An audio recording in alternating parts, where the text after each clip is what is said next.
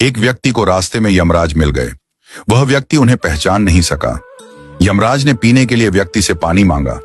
उस व्यक्ति ने बिना कोई प्रश्न किए झट से अपनी थैली से पानी निकाला और उन्हें दे दिया।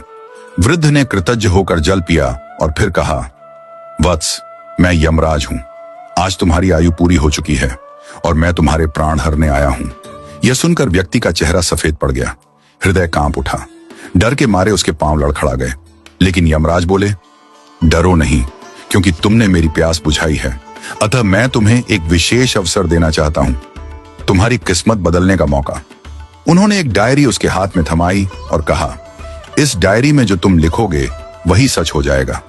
तुम्हारे पास ठीक 5 मिनट का समय है। जितना चाहे लिख लो, पर ध्यान रहे केवल 5 मिनट।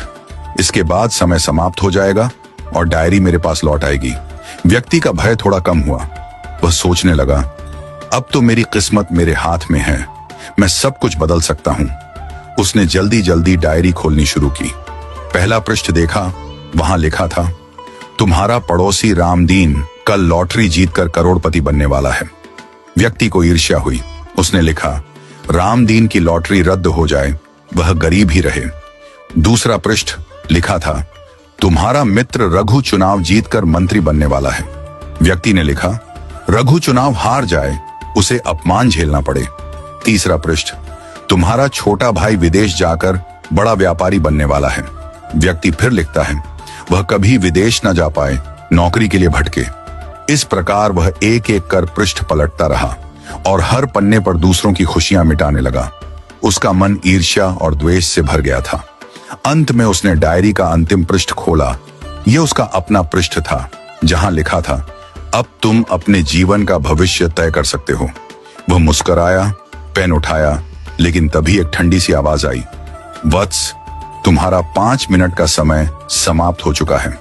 यमराज ने धीरे से डायरी उसके हाथ से ले ली और कहा, तुमने अपने जीवन का सबसे कीमती समय दूसरों का बुरा सोचने में बर्बाद कर दिया।